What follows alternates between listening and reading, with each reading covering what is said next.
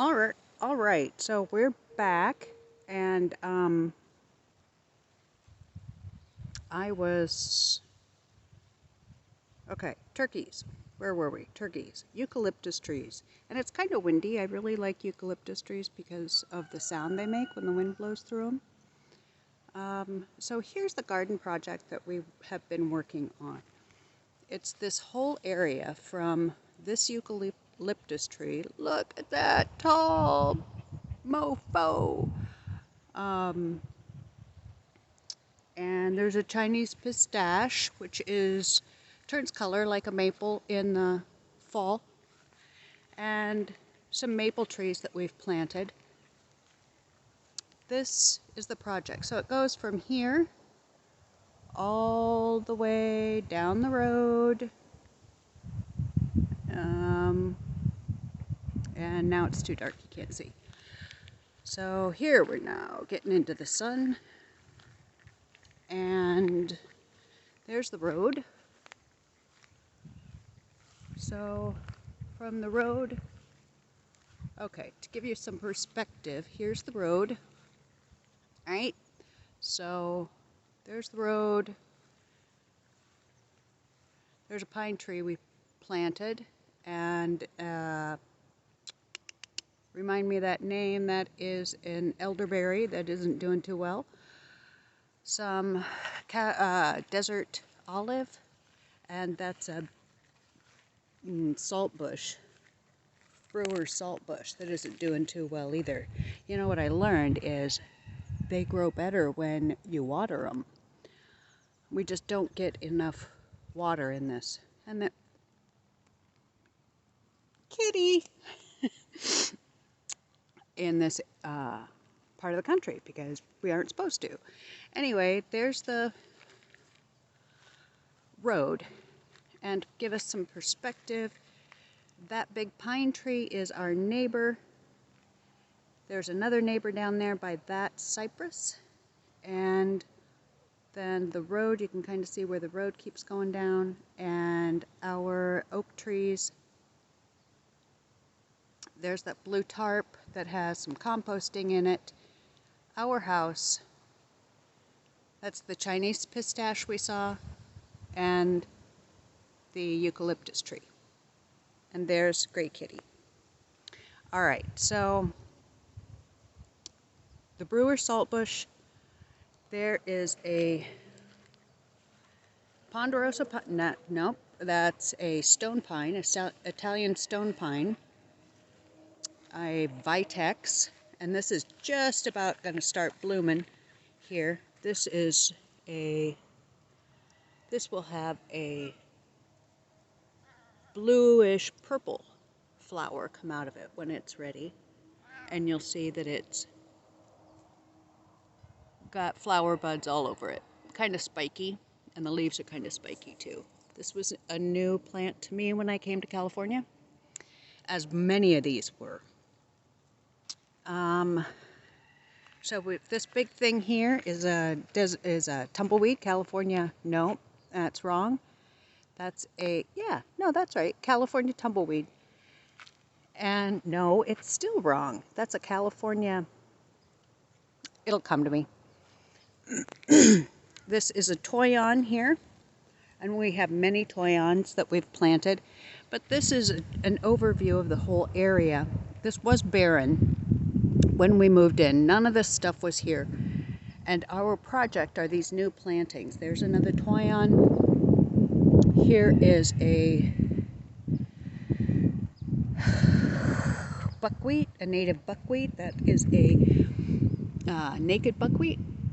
And this here is a California giant buckwheat.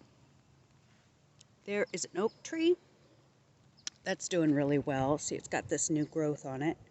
But we just now put it on irrigation. We've had it for 10 years. Just now put it on irrigation. And it's doing much better. All right, so here we got a ponderosa pine. And this is a buckbrush, another oak tree, another buckbrush, Another oak tree. This one is a cork oak here. Another Toyon, Toyon, Toyon. Our designer was intent on us having, well, we were intent on having natives so that it took less water and it was better on the native ecosystem. This is a California fuchsia, and that will, wait, no, it's not. Yeah, it is. No, that's a buckwheat. That's a California buckwheat. This is a woolly blue curls. This is also a new plant to me since I come to California with these big, long, spiky, pretty, and there's the gray kitty. Where's the gray kitty? There he is. Spiky purple branches. There are blooms on them. And we'll see some other ones that have been in the ground longer. But they're doing really well with water. We'll need to irrigate this up for about a year, 1 to 3 years, 1 to 4 years, and then it'll be fine on its own. So you see a lot of the woolly blue curls. They're going to be pretty prominent right now. It's the only thing really in bloom. Here is ponderosa pine that we planted. This pine here in front of me is a Italian stone pine, which is not native, but actually it was a Christmas tree. You know those miniature Christmas trees from Home Depot? That's what this was. $5 at the end of the season after Christmas. These are California fuchsias, so I think that maybe what we were looking at earlier was California fuchsia. There's another sagebrush. That's what it's called. California sagebrush is here. They're much greener in the spring, just because that's how they grow. There's two more. This is our path. This goes from here. See our house back there? So this goes from here, and the pallet of bricks I still need to put in. Here is the path, and we're not going to use this gray gravel. I decided I didn't like it, much to Andy's dismay. But the brick is going to go here, like this. I've got the inside. I have the inside circle done. And it goes all the way around here. And now we just need, or we, by we I mean me, do the outside. So here is that's another California buckwheat, but there are many different kinds. And this one is more, obviously, low to the ground. This is a strawberry tree, which is a relative of the madrone, which is a relative of manzanitas. And if you can see this pretty distinctive red peely bark, looks very much like a manzanita does as it gets older. So it should fit right in. It makes these are older fruit. This is when the flower comes off. You can see kind of an old flower. This is what they look like when the flowers are done, and then they make little blossoms, actually little like roses, like rose hips sort of. Where can you see them? See them like there? Little rose hips, and then they end up looking like this, which has the seed in it. But this has grown really well. We put it in this spring, and it's grown. All of this is new. All of this is new foliage, this lighter green. So that's doing really well. Another California buckwheat. Oh, and here are some roses that I found. Not native, but they grow really well here. This is white Milan, and it's a low-growing bush rose that takes virtually no maintenance. No maintenance. All I do is fertilize it once every couple of years, if they need it, if they need it, and prune off the dead heads if I have nothing better to do. So I've got a little row of those there. These are California purple needlegrass. This is the native grass of California. This is a new one that I've transplanted. This came from a group of buckwheat, or of purple needlegrass that I dug up from over there. I don't know, yeah, you can see that purple needlegrass over there. We'll go take a look. These are manzanitas. These are Howard McMint. No, they're not. These are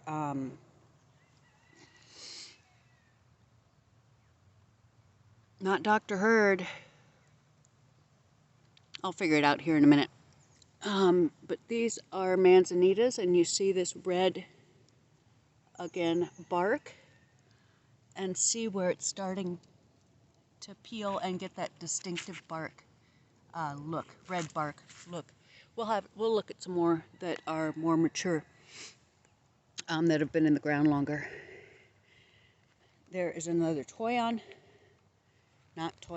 manzanita. Another white Meland rose. I'll show you a mature one of those. The landscaper was just amazed at how well it did with virtually no water here. This is a St. Catherine's lace, which is native to California. Some more manzanita. This is a mature purple needlegrass here. And I had one this size that was over there and split it. And I got this one here that Harry Cat is chewing on and made this one, and then those three that are over there, the gray cat sitting by. And that was just this spring, so that's probably in February. So they have not been in the ground for very long. This is a mountain mahogany, and it's been in the ground quite a while, like 8 years, but just started growing really, really well because, you know, we watered it. Started watering it after the landscaper came and said, you know, you need to water these things. This is a ponderosa. No, it's not. This is a ghost pine, or a digger pine, I think is the same thing. There's another one over there. We'll go take a better look at that. And there is a California buckeye. And yes, it's like a buckeye. It makes a buckeye. And those, where are they? Those flowers come off probably in another month, and then the leaves will fall off, and it's got a distinctive gray bark. Further up in the mountains at higher elevations, it'll keep its leaves longer, but down here in the valley it's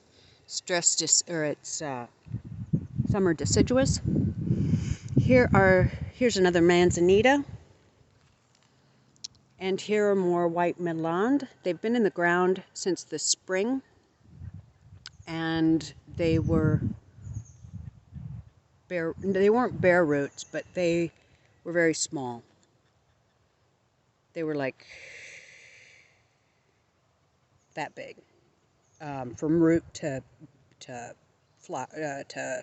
leaf, root to stem. And this one kind of has a pink to it, to its bloom. So I'm not sure what's up with that. They may have given me the wrong rose. This is from a specialty rose, Rogue Valley Roses in Oregon, I think. And there's another one. You can see where the deer snip it right there. since the development, there's been a lot more development around here in the last 8 years, and the deer have been pushed out. So they come, because we have some trees, they come and live down there. There's a creek down there on the other side of our development. Our development. It's not it was a development, 70 years ago. This is a Mexican fern grass, I want to say. That's not right. But my neighbor gave it to me to plant because she thought, that's that neighbor right there, she thought that it was a purple needlegrass. And I felt too bad to tell her it wasn't. I did eventually, but they self-seed. And some people call these after a former president's hair. They're pretty. They're prolific. Here are some manzanitas that are doing a little bit better. Look at that. Well, they've been in the ground longer too. There's the bark. You can see the bark. These will grow about 6 feet tall. They're not Howard McMinn. They're not Dr. Hurd. They are something I can't think of. There's some more California fuchsia. That's a blue flax. I've always loved blue flax. And they grow well here. No water once established. Here's some more manzanitas. So this whole area, this whole outer ring by the road is going to be planted in 6 foot tall manzanitas and toyon. Toyon are also known as Christmas berry, I think. They have groups of red berries that the birds like. Some more Midland roses. Look at the blooms on that guy. Look at those buds. Look at those buds. And even though they've been eaten by who knows what gets to these, but they do grow. Some of them do bloom. And they get quite big. Quite big indeed. There's Harry Cat. Thinks I'm out here talking to him. This is a valley oak with new growth here. This will grow hecka tall. More California fuchsia. I put these in the ground a month and a half earlier than I did the little ones over there. But here we're on the top loop of the path. And look at how much better they're doing. Not better, because the other ones have... Oh, look, a baby mama turkey. The other ones just haven't been in the ground long enough. This is a good example of the bark of the manzanita that I can't remember the name of.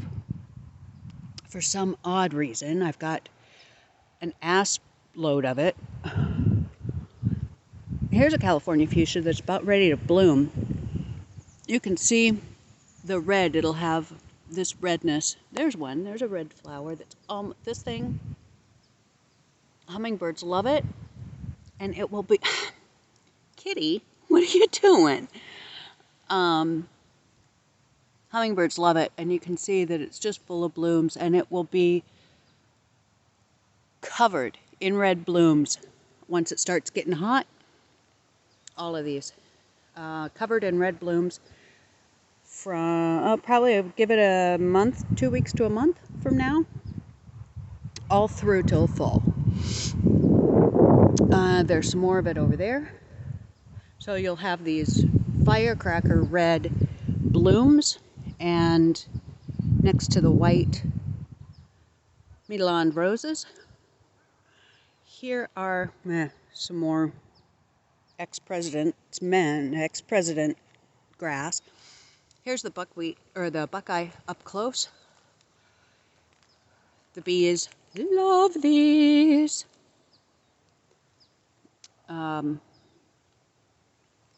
There's a woolly blue curls that's been in the ground for quite some time.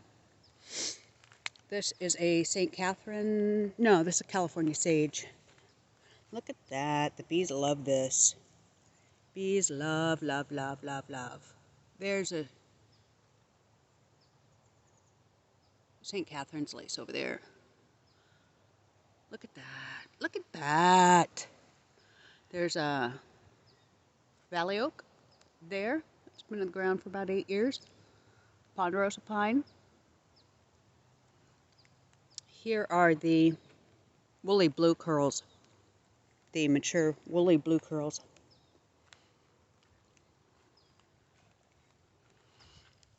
And they are just happy, happy, happy. They get you can see the bees working them. Maybe, maybe not. There's one, there's one. We get the big, fat, black bumblebees like that too. And they've got a really nice smell. They're kind of like a lemony smell to them. St. Catherine's lace, you see that is about coming to bloom. This is, this is its 3rd year. This is an evening primrose. It's got beautiful, beautiful, long yellow flowers on it. This guy got eaten by the deer over the winter, or last year. But look at it self-seed. It's got here, there's one there, there's one there, there. This whole place is going to be covered in evening primrose in about another 2 years.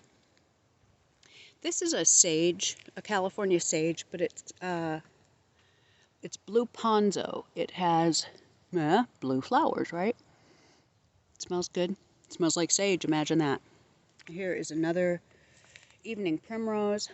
More brick that needs to go down. There is a pink alba rose. I don't know if you can get it in the sun. All right, we'll go over there. And here it is from the other side, part of the walk. Oh, the neighbor's going by. Hello. Oh my gosh, this is a California walnut. And believe it or not, it has a walnut. That is the first walnut we've had. So that's exciting. All right, there's some more plantings. Let's take a look at these roses and then I'll let you go. So here's the woolly blue curls. Here's an evening primrose. Okay. Look at all of that. Look at all of that self-seeding. It'll just be a carpet of evening primrose.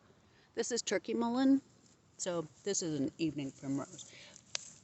So that comes out, but it pulls out easily, so we're not too worried about getting it out of here. This place was covered in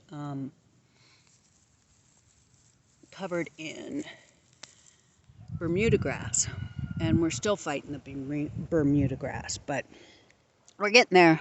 We're getting there. It's much better than it was. Look at how far away this is from there. Its parent plant is right there. And the deer just love this when it's fresh. See how they like to prune it for me? Very nice. I think they like it back here, or here closer to the road where they have more escape, excuse me, than over there. They don't seem to bother that one. They did when it was smaller. So here, I thought I was getting the same rose. I thought I was getting a white Milan, but I did not. But it's pretty. It's nice. You can tell I fertilized it this year. And here is another rose, a rose of a different color. But here are the white Milan. They've been in the ground for, oh gosh, 6 years, I want to say. So from the other side, Look at that. Look at those roses. And with the backdrop of the California buckeye and the white Milan roses. And then you see the white Milan roses back over there where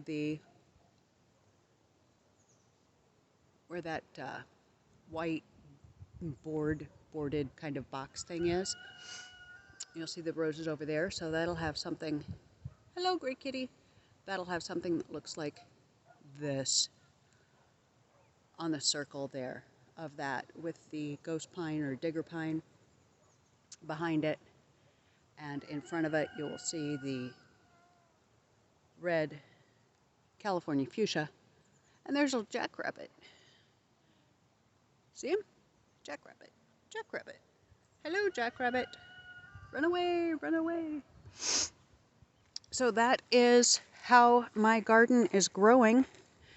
So it'll take about probably 10 years before this starts to look really good and starts to fill in. Right now I like it from this view the best because I've got those four maturing trees. So I've got the ponderosa pine, the valley oak, the mountain mahogany, and the digger pine all in a row. And then this will all fill in, those manzanitas will all fill in, and the toyon as will.